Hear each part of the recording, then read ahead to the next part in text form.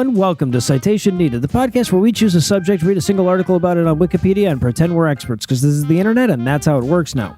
I'm Noah, and I'm going to be the mastermind this week, but to pull off this job, I'm going to need a few accomplices, so please welcome the getaway driver and the guys trying to get away from him, Eli, Tom, and Cecil. All right, to be fair, when Eli is driving, everyone's trying to get away. That's true. Yeah, and sadly, indoors is not a safe place to hide. We know that's that. That's where I park. We know that. Is indoors. You got to be way really indoors. Or in a baby carriage, for example. No, not safe. That's not safe. Nope. Listen. And so before we get going, I want to remind everybody that without the support of our patrons, we too would have to turn to a life of crime and we'd probably suck at it. So if you'd like to help keep us on the straight and narrow, be sure to stick around to the end of the show. And with that out of the way, tell us, Tom, what person, place, thing, concept, phenomenon, or event will we be talking about today? We will be discussing Elmer McCurdy, the world's worst outlaw. And with a thanks to patron Rufflebutt Sarah for the suggestion, we're going to turn to Cecil. Cecil, you read the article. Are you ready to weave the tale for us? I will weave it better than Elmer's final form. How's that? Oh, if you listen to this for the second time. All right, so tell us, Cecil, who was Elmer McCurdy? Elmer McCurdy was born on New Year's Day, 1880, in Washington, Maine, to 17-year-old Sadie McCurdy, who wasn't married at the time. Nobody really knows who his dad was, but one possibility was Sadie's own cousin, Charles Smith. And I will pause here for a second to make sure that we give the proper space to bring up Keith's porn habits. There's a reason that we waited for a week he was off to do this. Yeah. Okay, McCurdy himself would later adopt Charles Smith as an alias, maybe as a nod to dear old possible dad, or because he really didn't have a vivid imagination. I mean, if you were named Elmer McCurdy, you'd get pretty pseudonymous pretty quickly yourself there. Yeah, I guess that's fair. Be very, very quiet. He's changing his name. Raising an illegitimate kid in 19th century Maine sounded like a real drag, so Sadie's brother George and his wife Helen stepped in and adopted Elmer. That probably seemed like a great idea until George died from tuberculosis a few years later. That, of course, was a devastating time for young Elmer, so in an attempt to, I guess, throw his life completely off the tracks, his bio mom, Sadie, sat him down and told him the truth about his lineage. Unsurprisingly, teenage Elmer didn't handle the news particularly well and became, in wiki terms, quote, unruly and rebellious, end quote.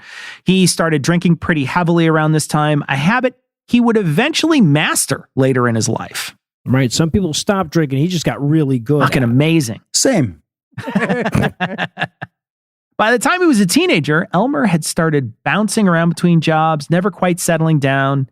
He worked as a plumber and a miner, moving around eastern United States for a while, but his heavy drinking made it hard to keep steady employment.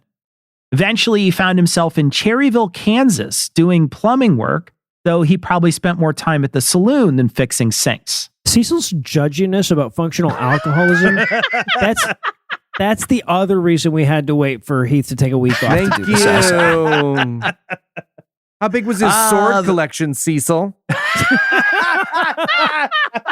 In 1907, perhaps in an attempt to straighten himself out, Elmer joined the Army, where he operated machine guns and trained in handling nitroglycerin for demolition. The Wikipedia article very much suggests that his air-quoted training was probably a short afternoon seminar. If there is one thing that a guy known for his alcoholism should study, it's explosives. Briefly. Yeah, you don't want to get weighed down. Yeah. Elmer was honorably discharged from the Quartermaster Corps in November of 1910.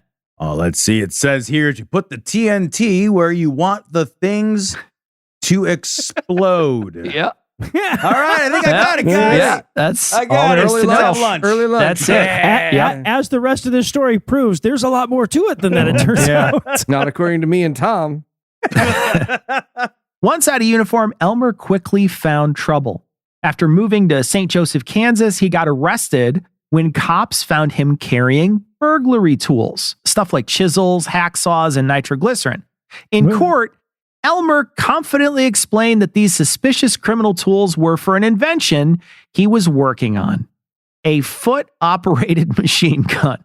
I have as many questions. I have as many questions as everyone here. Pixar, it didn't happen. Exactly. Okay, almost everyone here. Somehow, a jury bought this story, found him not guilty, and released him. After that brush with justice, McCurdy decided robbery seemed like a natural career step. I feel like the jury should have just switched over and convicted him for whatever the fuck he planned on doing with his foot machine gun, right? Yeah, or call his bluff. Be like, all right, Elmer. Yeah. Get building. We want to see right. it. The court demands to see. Yeah, right. Yeah. Exactly. Sorry, I was building it from memory. I don't have any plans. It's like that Junkyard Wars show. It's like, all right, you got a chisel, hacksaw, some nitroglycerin. Build me a machine gun. And I have this love that old show. hood from a 1954 Chevy. I will make a... So McCurdy, having been trained with nitroglycerin during his military stint, probably a little less than Director Big Balls on the Social Security database, decided explosives were the way to go for his new career in robbing banks and trains. Thing is, Elmer wasn't exactly a precision explosives guy. His method was basically eyeballing it and then making sure he had a keeping, helping, and then another dash for good luck. Good luck. I just want the listener to know that I put air quotes around good luck because it's definitely not good or lucky. I just want, no, it's not either. Hey, is that my lucky rabbit's foot that went flying? Nope, that was my actual foot. Oh, shit. Little too much juice. Yep. Gotta tone it back. All right.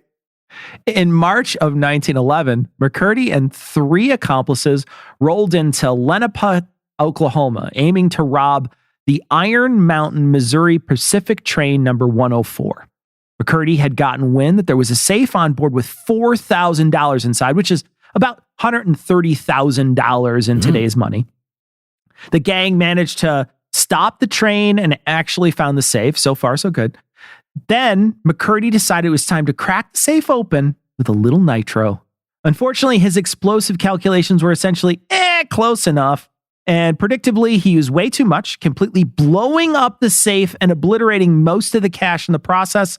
The crew ended up with $100 to $500 in silver coins, but even those were mostly melted into a blob and fused to what remained of the safe. So not exactly the heist of the century. Okay, so and also in a callback to last week's episode, I want to remind you that a few decades in the future from this, like with the few decades of more safe technology, Clyde Barrow and his gang were cracking safes by hitting them hard with a hammer a bunch of times. So like this is so much more overkill than even like what you think it is. Well, you know what they say: when all you have is nitroglycerin, you have the wrong tool. You do have the wrong tool. You need another one. Just another tool. Undeterred by his previous explosive mishaps, McCurdy finds 2 new pals and decides to hit the Citizens Bank in Chautauqua, Kansas on September 21st, 1911. They spent 2 full hours hammering their way through the bank's wall. Now, Wikipedia doesn't say much about this except to describe it exactly as I just did. So I'm not sure if they somehow did it from some hidden adjacent business, from an alley, or if they just decided to take a chisel to the bank wall from the street, right? I'm building a machine gun. Get away from me. McCurdy. We can't arrest him if he's building a machine gun. McCurdy set up another. McCurdy set up another nitro charge to open the vault door. After adding what he thought would be enough to blow open the door, he retreated, set off the charge. Elmer overdid it again. The blast didn't just open the vault door, it launched it across the bank, destroying pretty much everything inside.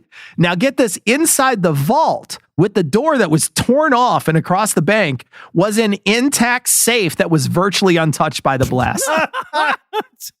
Yeah, I'd blow this one too, but you know there's just going to be a tinier safe in That's it. always what happens, yep. McCurdy tried yet another nitro charge to crack the inner safe, but this one didn't even ignite. At this point, the lookout guy panicked and took off running, leaving McCurdy and his buddy to scoop up about $150 worth of loose coins sitting on a tray outside the safe. It's about $5,000 in today's money. Okay, but that take a penny, leave a penny tray was fucking loaded. Yeah, right? It's huge, like a bucket. Yeah. The trio quickly hopped the train to the Kansas border, Well, I split don't know up. about quickly. That's a lot of coins they to had be to carry carrying. it. They jingled the whole time they ran. Yeah. And they counted train to the Kansas border, split up, and McCurdy crept off to his friend Charlie Revard. I don't know how he pronounces it. His ranch near Bartlett. You gotta listen to all the episodes to get You gotta that listen to one, all the shows. podcast You gotta listener. get, Bartlettsville, Oklahoma. For the next few weeks, he laid low in a hay shed, drinking heavily and probably rereading the nitroglycerin field manual. Oh, TSP is teaspoons. This is all coming together. On October 4th, 1911, McCurdy planned his final heist, targeting a train near Okesa, Oklahoma, which supposedly carried $400,000 in cash as royalty payments for the Osage Nation. But true to form, McCurdy and his buddies managed to screw this up spectacularly, accidentally stopping a passenger train instead.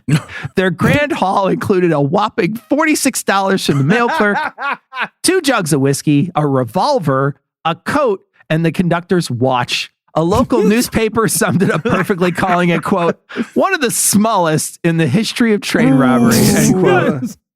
I love that they took the coat, right? Because that gives it a fucking old school Wheel of Fortune showcase feel, right? So they put the revolver, the watch, the whiskey, obviously, the coat and the ceramic dog. Yes, I remember the ceramic dog. All I have left is for the ceramic dog. I'll take the dog then. That's fine. Yeah.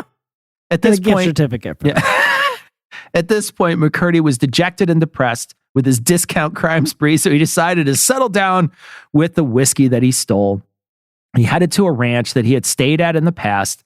He was, at this point, suffering from tuberculosis from his time working in the lead mines. Oh, and he had a mild case of trichinosis and pneumonia. Jesus. He did not let these things deter him from drinking. He stayed up late drinking with the hired hands on the ranch and fell asleep in the hayloft.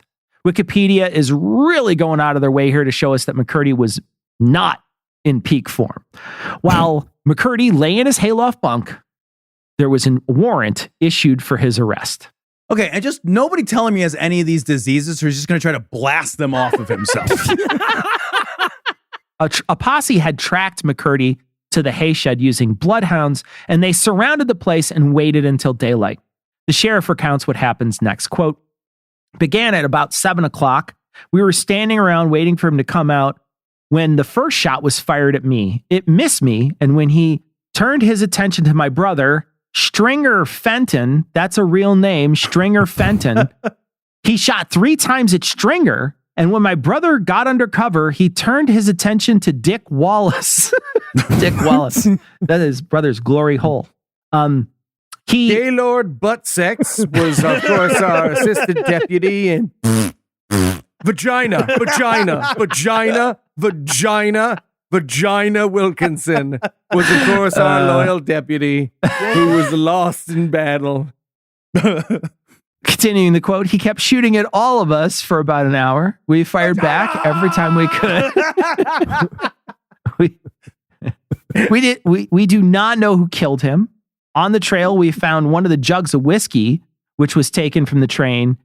It was empty. It was about empty. He was pretty drunk. Well, good. I didn't want the guy to die with whiskey left over. Yeah. Be wasted. He was pretty drunk when he rode up to the ranch last night, end quote. Elmer McCurdy died from a gunshot wound to the chest. He was shot while lying down. So this is only the start of a wonderful adventure. All right. Well, it's hard to build suspense from the "and then the main character died" close that Cecil just gave us. So I'm going to go with, what the fuck will Cecil talk about when we get back? Find out the answer after a quick break for some apropos of nothing.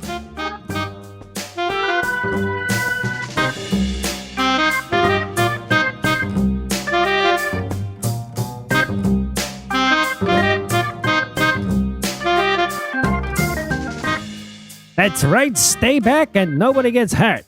You check the alarm? Sure did, boss. And the guards? Out for a nap. All right. All we need now is to blow the safe. McCurdy. McCurdy, where the hell are you? Coming. Coming.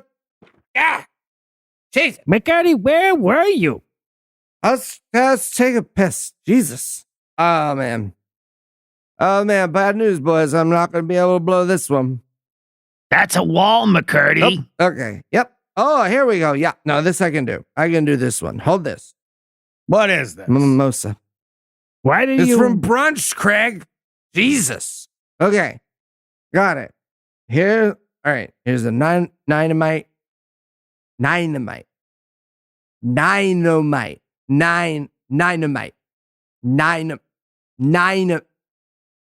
Dynamite. Here's the exploding stuff. Yeah, maybe you should let me. Did I tell you how to drive the car, Alan? Huh?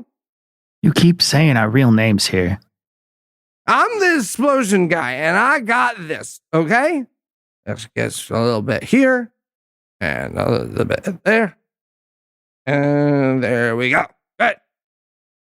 All right, everybody, take cover. Look at that. Perfect hole. That's the wall again, McCurdy. Ah, fuck, you're right. Give me more dynamite. Dynamite. Dynamite? Dynamite. I got it.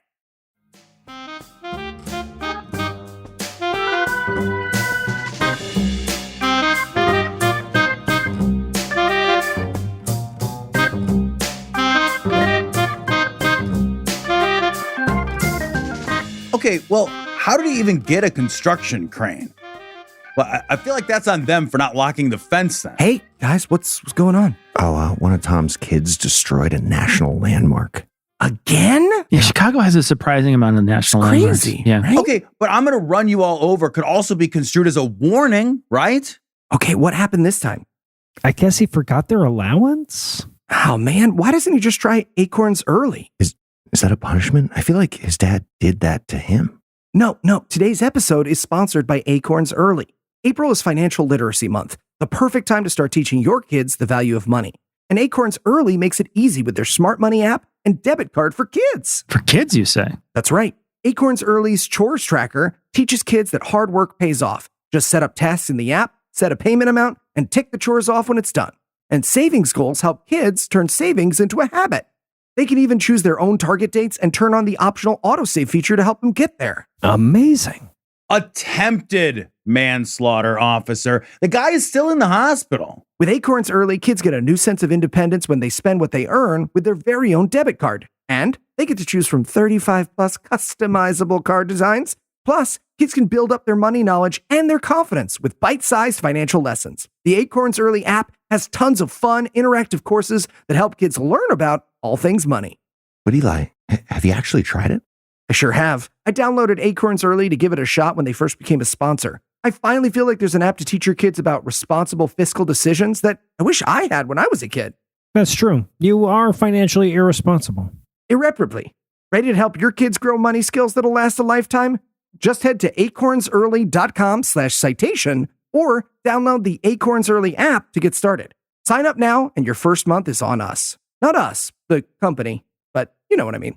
Acorns Early Card is issued by Community Federal Savings Bank, member FDIC, pursuant to license by MasterCard International. Terms and conditions apply. Monthly subscription fee starting from $5 per month unless canceled. All right, all worked out. Cool. The kid's okay? Oh, yeah. It turns out actually that last one was Haley. Sears really needs to be more clear about the return policy. Sure.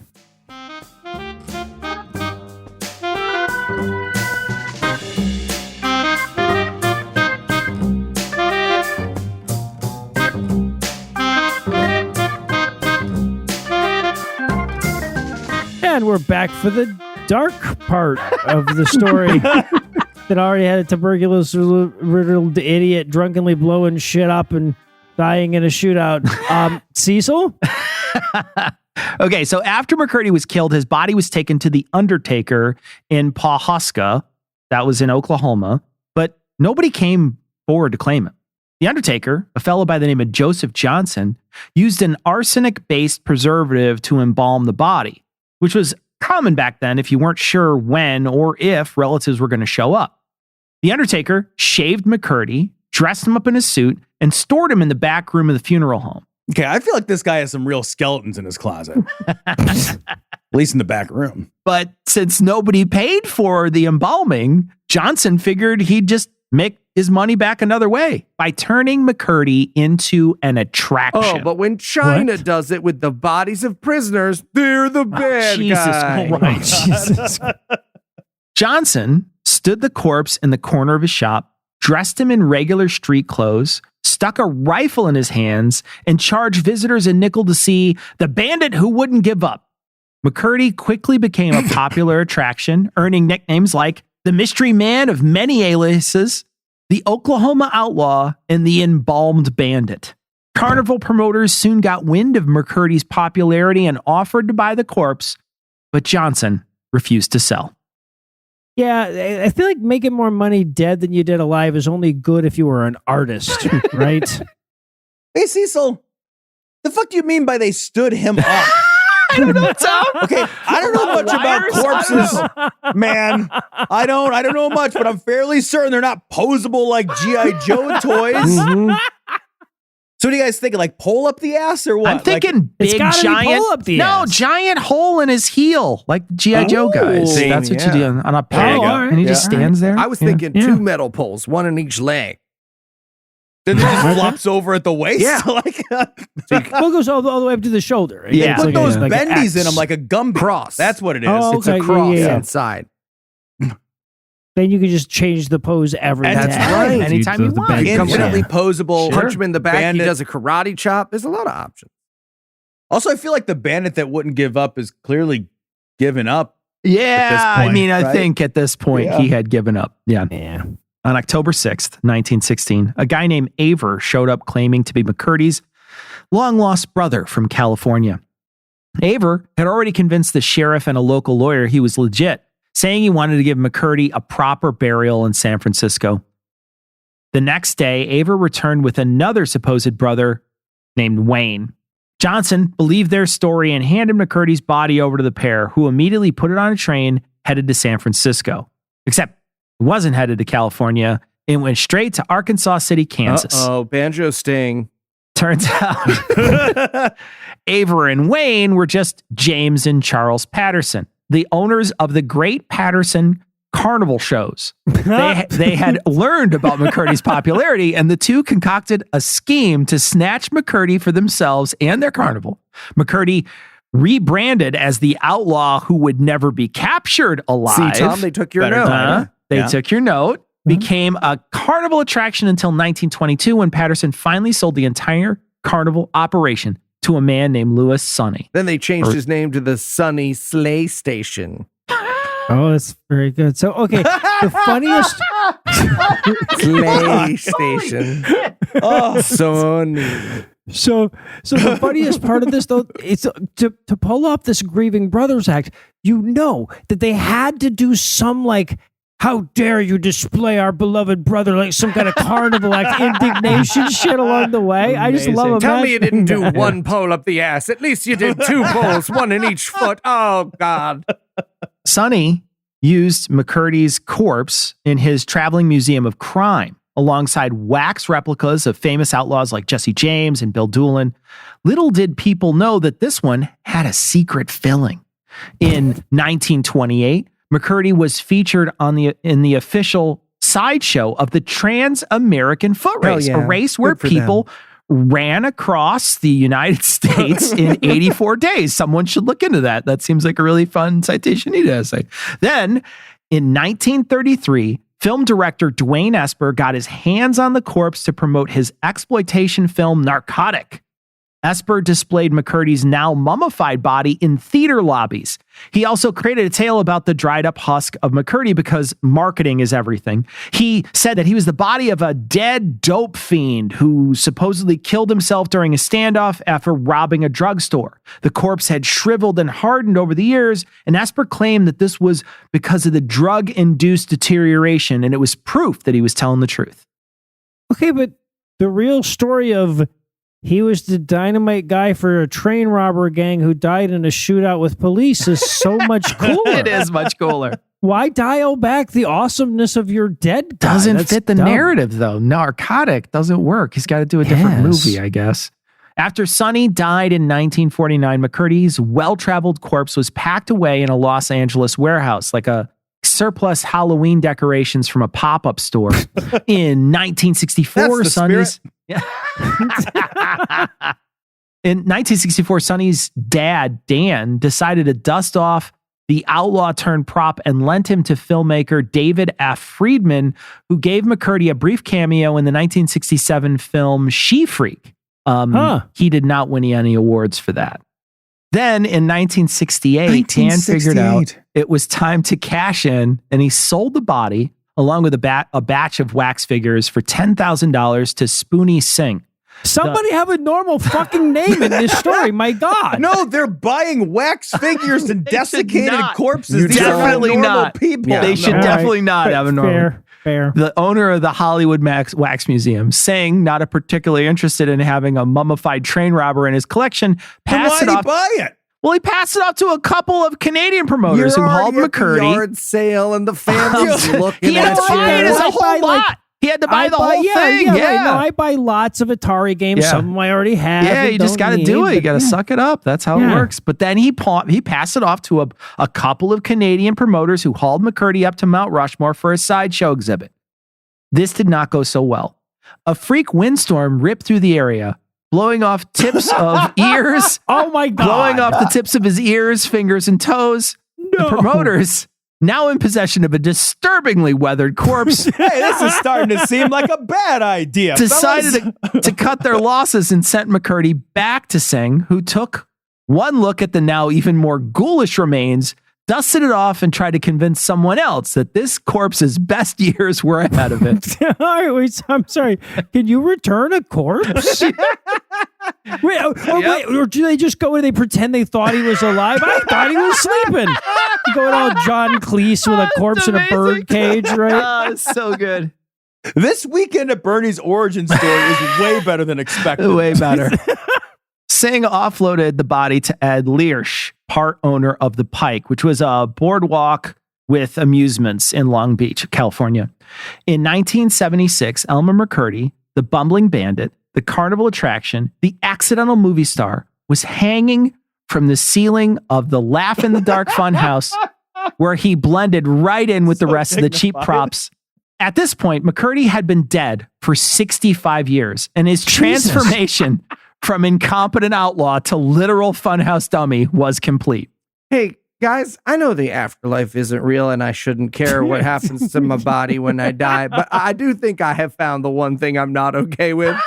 It's okay, but here I this am is trying one to of figure out how to include this as a definite yes in my will. This is Right, great. yeah, same. Awesome. Same, I'll Tom. put you guys on a mini golf course if you want. I can make that happen. Yes, dude, absolutely. Put me in the windmill and prank war for life. I never get through. That's what the recording will say while your arm swings back and forth. In December of that year, the production crew of The $6 Million Man filmed some of the episode Carnival of Spies at the Pike. One of the best boys had a little too much of a grip, and he literally tore off Elmer's arm by trying to move him to the side. When he saw the bone and the muscle, he figured it wasn't your everyday paper mache dummy and called the authorities. The cops came, collected the now 50-pound, 5'3" body that was covered in layers of paint, and took him to the coroner. Okay, if nobody on the set of the $6 Million Man made the "we can rebuild him" joke, it is a silence that echoes to this day. I'm sorry, Cecil. What do you mean covered in layers of paint? He was like an everlasting ghoul stopper. 1, 2, 3. That ain't no Tootsie Roll. There they found Elmer had been completely mummified. He was covered in wax and paint. They found the original incisions from his embalming, and tests came back positive for arsenic, which was what they would have used back then to do the embalming. They did some other tests and found that he had matching tuberculosis, bunions, and a skull to a really bad bank robber from the early 1900s. Elmer was positively identified as the now armless, earless, fingerless, and toeless dummy. By December 11th, 1967, McCurdy's weird post-mortem travels had sparked a full-blown media sensation. Everyone was talking about the outlaw turned carnival attraction turned funhouse mascot. Several funeral homes even stepped up, offering to bury McCurdy free of charge, probably figuring it was good publicity. Hey, But- sorry, I know you're looking at the coffins. I just wanted to let you know we were actually the ones who buried that criminal whose arm got ripped off by a microphone guy. You ever seen $6 Million Man? So, just know that that's who you're trusting with your daughter. You're going to want the smaller coffins. But officials held off, waiting to see if any long-lost relatives would miraculously step forward to claim him. Shockingly, no one raised their hand to take responsibility for the mummified remains of a fallen train robber who spent decades being passed around like a wax dolphin you get at SeaWorld. Okay, Cecil, one of my neighbors once left a note on our door that our Halloween decorations were too satanic for a neighborhood with children. I would order that motherfucker off of eBay today if he was still available. I know you would. I'm not searching for an addition to the Gary family. That's all. Right? I'm saying. Yeah, exactly. A group that was dedicated to preserving Old West history finally took possession of the body on April 22nd, 1977. McCurdy finally got his long overdue funeral. A full procession transported him to the Boot Hill section of Summit View Cemetery in Girthy, Oklahoma, a burial ground famous for housing Old West outlaws. Around 300 people... It's Guthrie, but you pronounced it I like Girthy. it, I think that's a Girthy. great Yeah. Freudian slip, Cecil. Keep Sounds that. like the name of a guy in this story. Sorry about that. I'm so bad at reading things aloud. Around 300 people showed up to pay respects to the man who had spent more time on display than he ever did as a criminal. McCurdy was buried next to Bill Doolin, a legitimate outlaw, which had to feel like an insult to Doolin on some level. Just to make sure no one got any ideas about stealing McCurdy again, 2 feet of concrete was poured over his casket, ensuring that after 66 years, the bandit who wouldn't give up finally was forced to give in. All right, so if you had to summarize what you've learned in one sentence, what would it be? No matter how bad your life is, your death can be so much worse. There you go. This is an anti-suicide episode. If you think about it, it's like a public service announcement. Are you ready for the quiz? Let's do this. All right, Cecil, what was written on Elmer's tombstone? A. Elmer McCurdy. Life was a real blast. B. Here lies Elmer McCurdy. Finally. C. Elmer McCurdy. As much a dummy in life as in death. Oh, man. I wish there could be all of the above, but it's got to be C. It is C, in fact. All right, I've got one for you, Cecil. Which of us is best qualified to have an Elmer McCurdy-like posthumous career, and what would our job be? Ooh. A. Tom, Wrecking Ball. As in life. B. Eli, Bouncy Castle. Oof. Nice. C. Cecil, very unwieldy mop. Okay. D. Heath, signpost, because of the tall. And me, wacky waving inflatable flailing tube man. It is definitely someone who can't protect themselves right now. It's D. Heath, signpost. It was Smart. Heath, Yeah. yes, because he's tall. Yeah, tall. All right, Crazy. Cecil. What should the Western starring Elmer McCurdy be called? A. The Good, the Bad, and the Mummy. Nicely done. B. For a few dollars more. Well, it's also C. good. The Bone Ranger.